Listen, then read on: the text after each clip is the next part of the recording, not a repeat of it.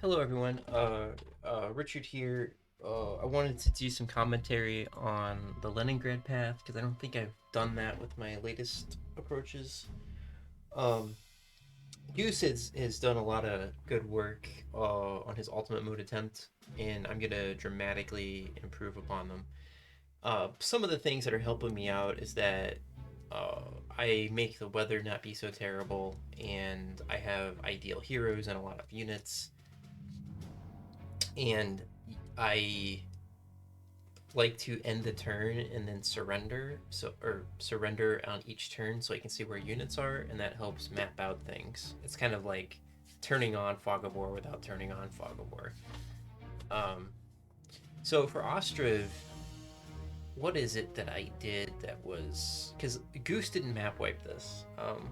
He missed a couple objectives. I think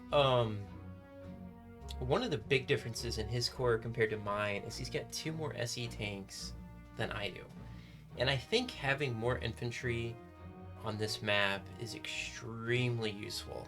It allows me to kind of distribute my forces and wipe out other infantry units, because the difficulty of this map is not the armor, it's the infantry.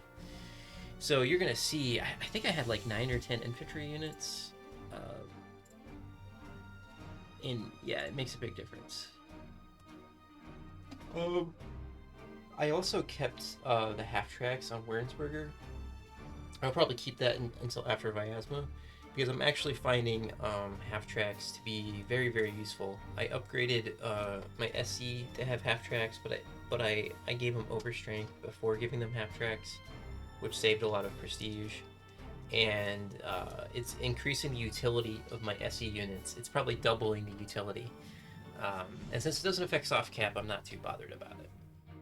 What do I got? Some paratroopers. Yeah, that strategy Goose came up with.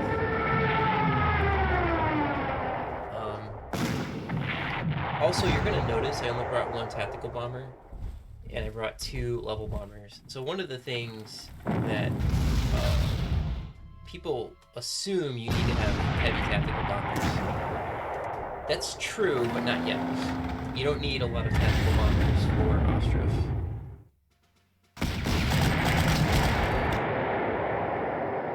And what's happening here is... here's an example where the half cracks are amazing. It allows me to attack when moving.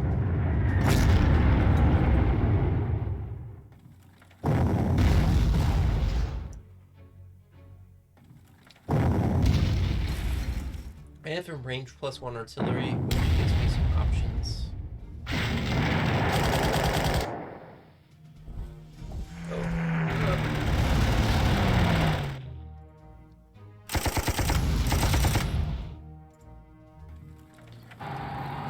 You can see I positioned my artillery to be very helpful. I had Wernsberger. Oh no, I had another half track. There's my Krotchinson. So I've got some very mobile units, so I don't need Olenir. That's the other reason half tracks can be useful, is it minimizes the need for Olenir. I am protecting here.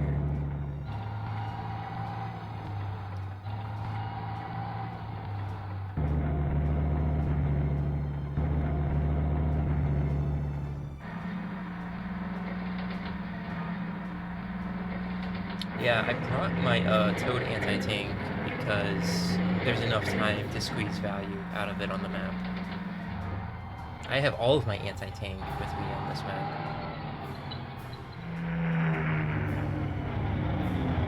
So I'm not actually trapping anything because it was proving difficult. Oh, I'm trapping the mountain unit because the fighter spotted it. I brought 2.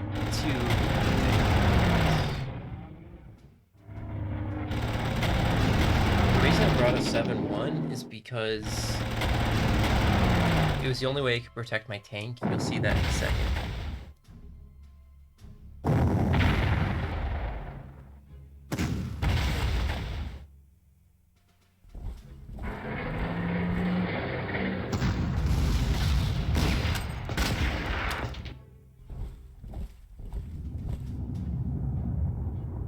I'm pushing very aggressive up the left side so I can position myself for counterattack. And also I can outflank the units in this position. You'll see that. It's super efficient.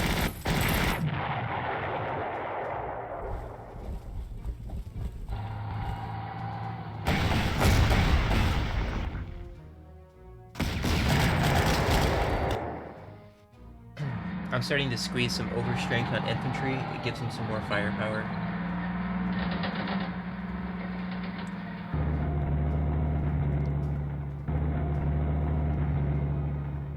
I'm making sure that they can't send their planes over my stuff, because there's still 3 planes.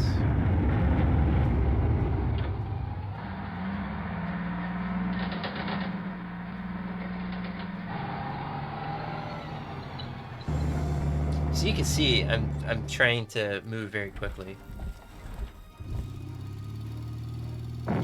Force spotting is so helpful.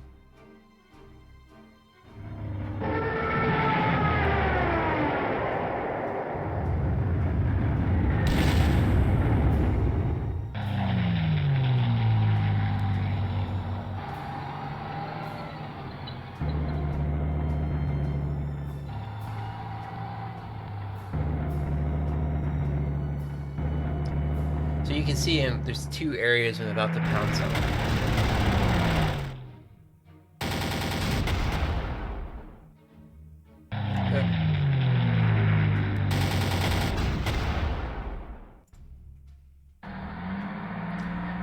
So the other fighter... Oh, I positioned my 88 so I could move it and hit that fighter so I could kill it. I have both of my 88s have movement +1, and they're crazy. It's crazy having 2 88s with movement +1. It's probably illegal to have that. I think you'll see on the next map, Novgorod, that it's totally bananas to have that many movement +1s.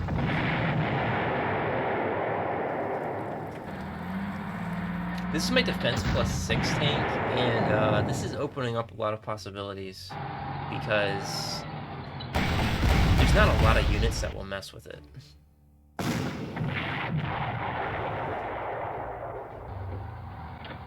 So I think the infantry... That mountain unit sees the Panzer Jaeger, and I think they're going to go after him. So turn 3, we jump this spot.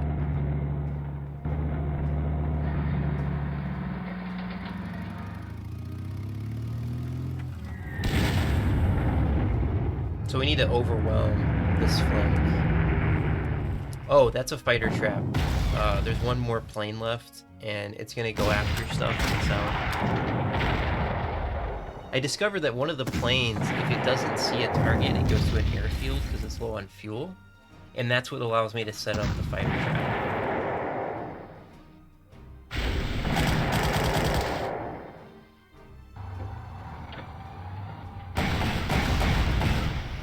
You can see, because I positioned all my units with the half tracks, I can go kill other units.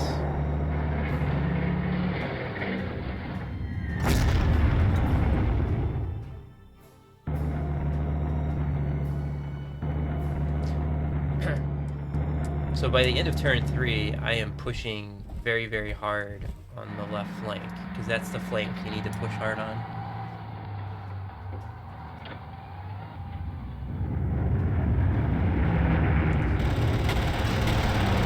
Because they can see my bombers, they're gonna try to come that way.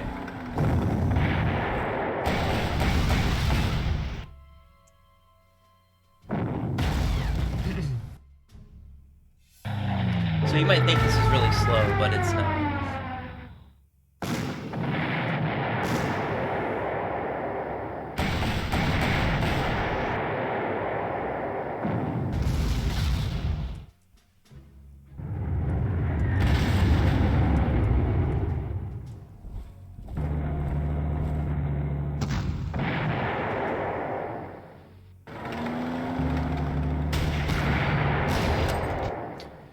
Let's see, Oh yeah, this is the other reason I wanted the mobile flak gun, so I could get the fighter.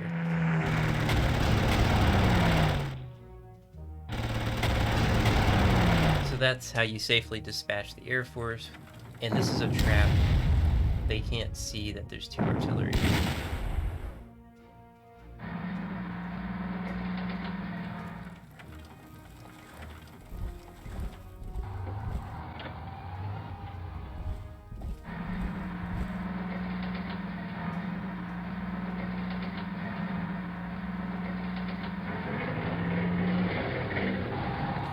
Part of the reason you want to push up the left so much is I need to get other units in position to help protect the right flank, and later on it allows me to kill other units.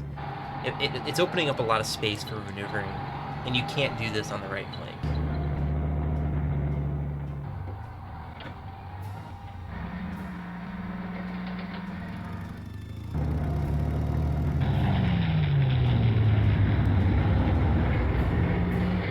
So the T-34 comes around.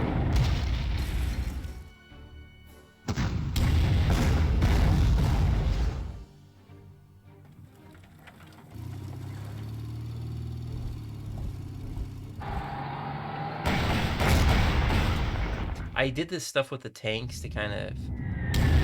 I don't know if that might be a passive unit because it didn't attack my 7-1. I don't know why. Unless it's passive.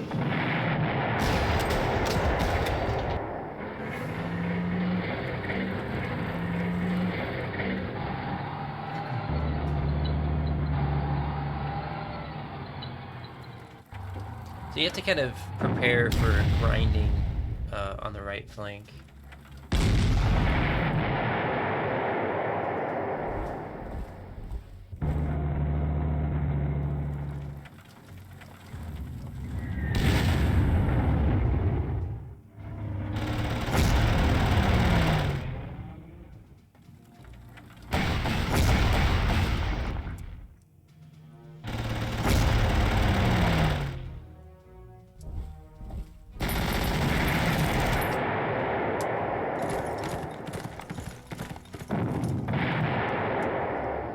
I got a lot of kills on my artillery on this map. There's no other armor in the region, so I can move my stuff up.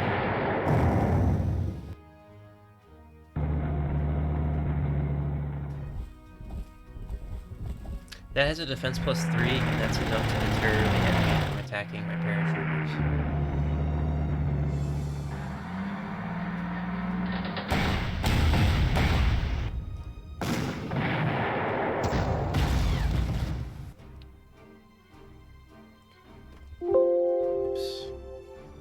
So I got defense +3, so I accepted the damage because that's what I wanted on my Panzer Jaeger.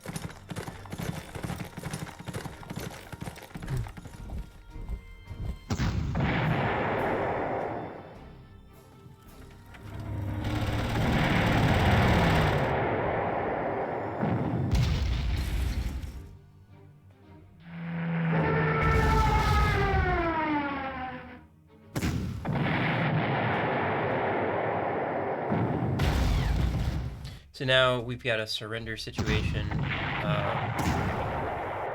I just need my Panzer Jaeger to survive one more turn, and then this job is done.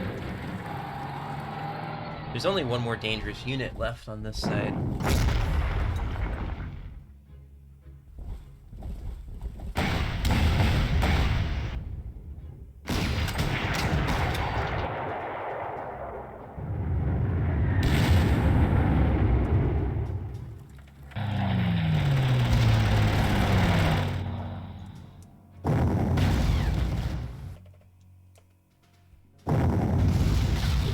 This hex that activates the next wave, so we're trying to do that as fast as we can.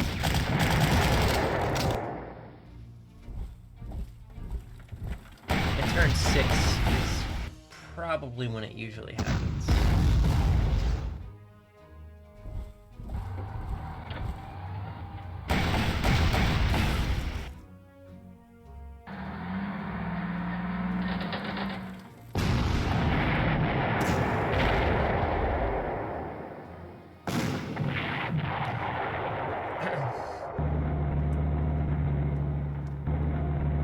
And I discovered that the road is the dangerous part, so just stay behind the road and they can't reach you. Man, those half tracks are really nice. Lets me move around.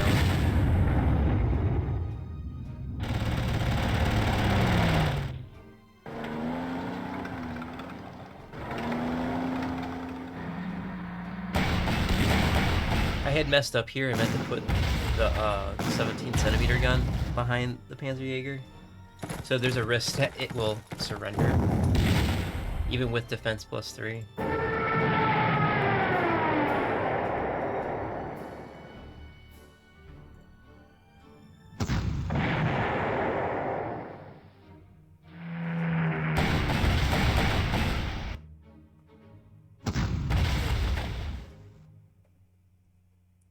So units are just being ground down over here.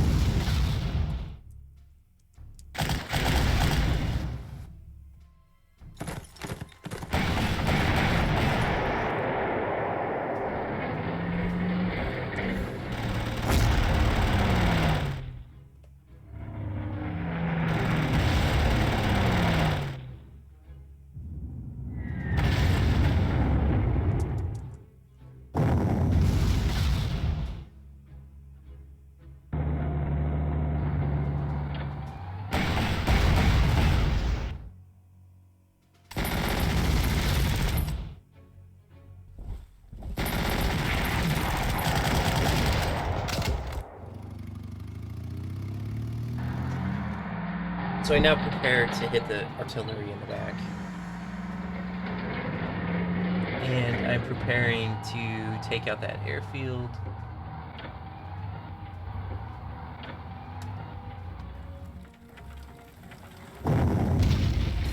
And I can bounce some things around.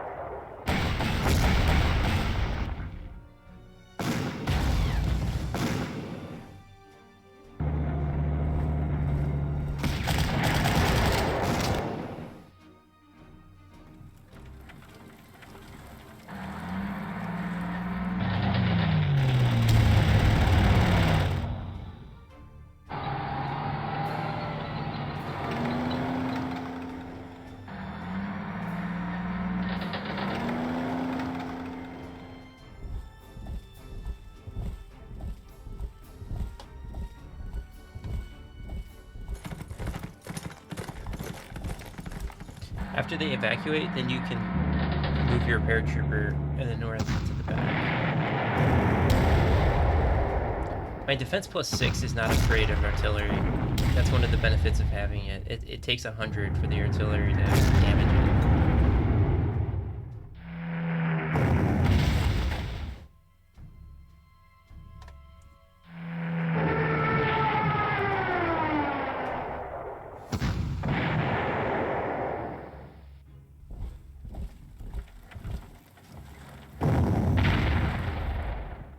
Because the artillery is suppressed, I can force a surrender on that unit, which causes problems for the AI here.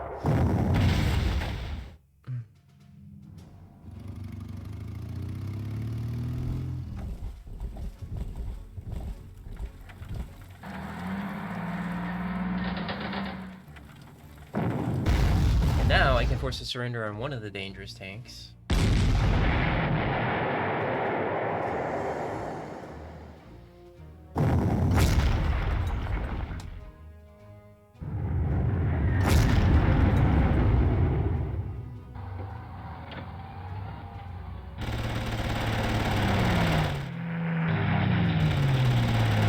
And fighters are really useful for de-entrenchment. I'm pretty relentless about that.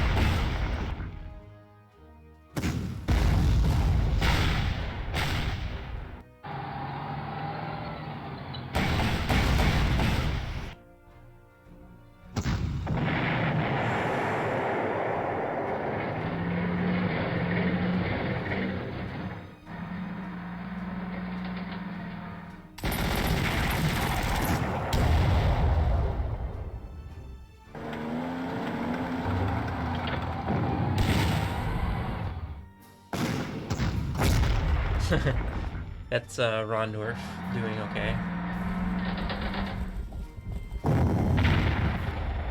For some reason, the artillery attacked my defense +6 tank.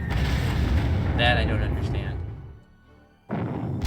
So here, we're trying to drain it of ammo. This is why level bombers... So this tank could be a real pain in the ass to deal with. But level bombers help a lot. Because once it's out of ammo, then you just wait on it.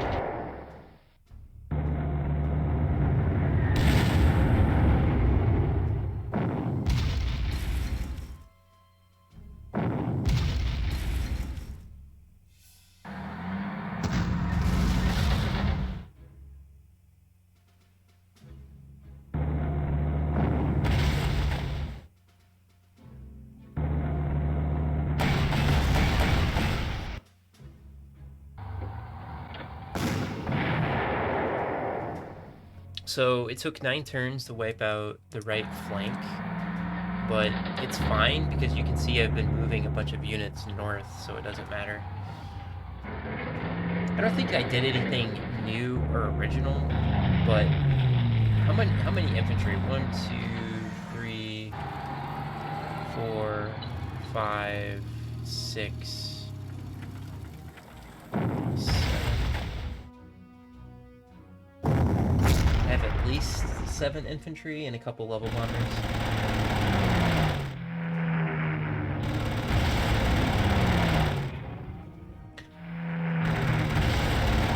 I didn't bring Oladir either.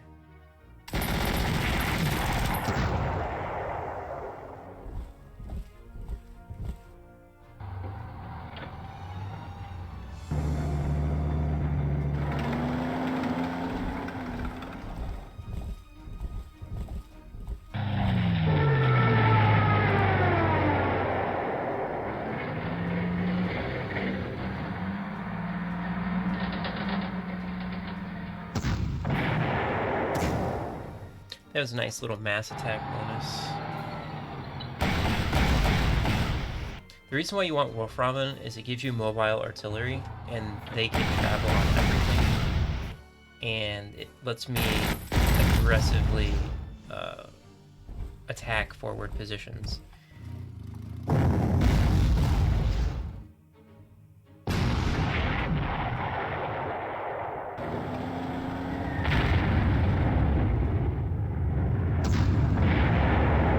So as you can see, I got a lot of units all over the map, and I control what the enemy can do.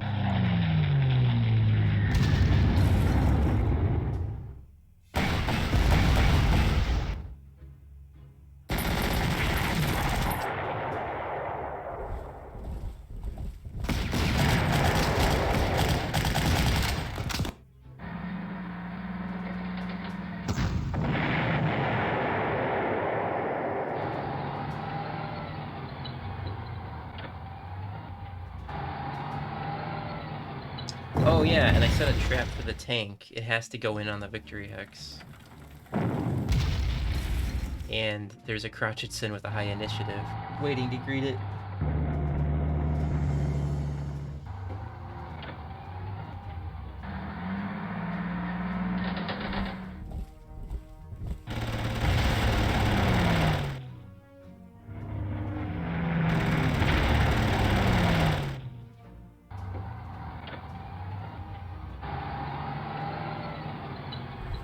And turn 10, suddenly paratroopers show up in the back just so I can hit the artillery. I can't do it earlier because the scout will come up and hit me.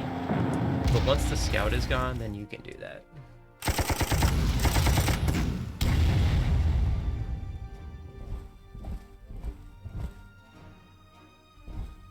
So the AI actually bought 3 units, and it's not going to phase me.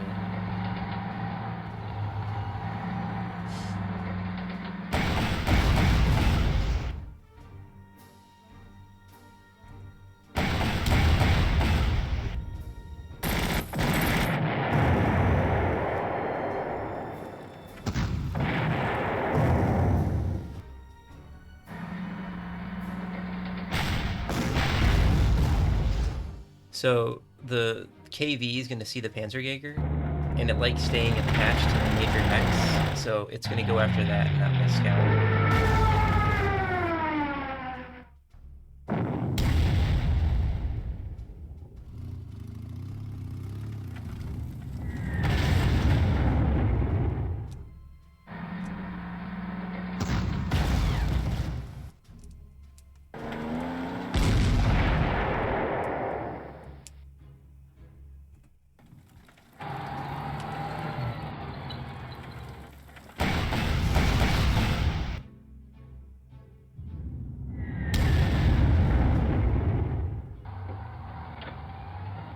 Look at these half tracks. It's pretty gross. It allows me to do stuff like this.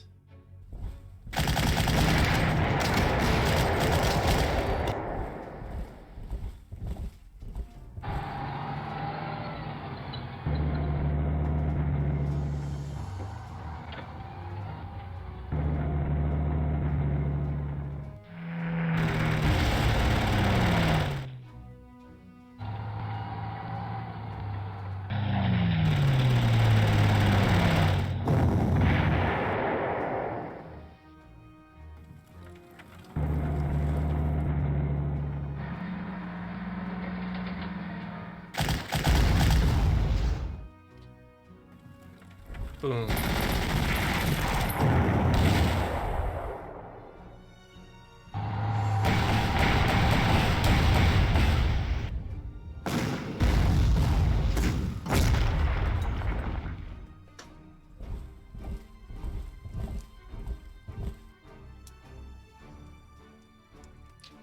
Now the AI can't buy anything, and their last tank has been damaged. So they only have 2 units left of this counterattack group.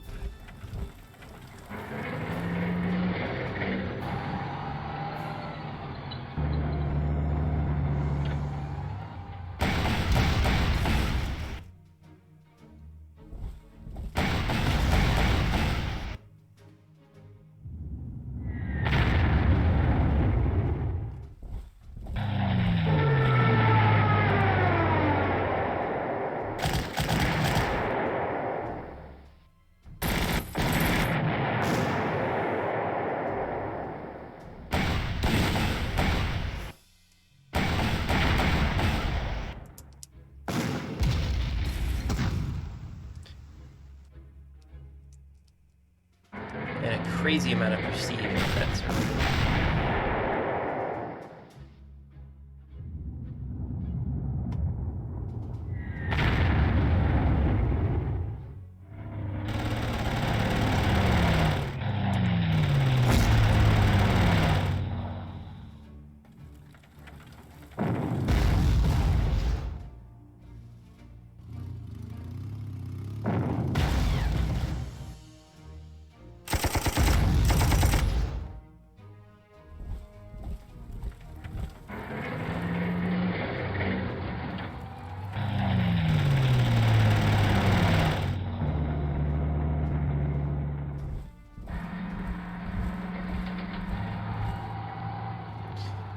Yep. So yeah, this map is like you can farm a little bit. I don't know how I could improve upon it. I don't know. You could bring more tactical bombers, but I think level bombers are fine on this map.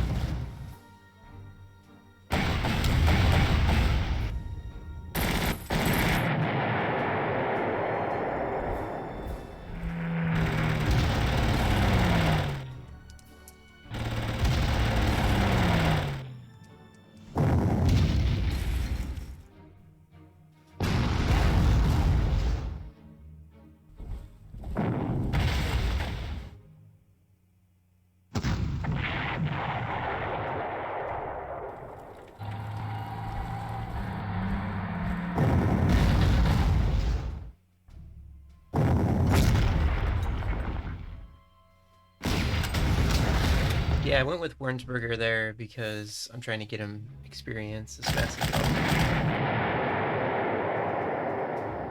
Oh, and I got movement +1 on the paratrooper,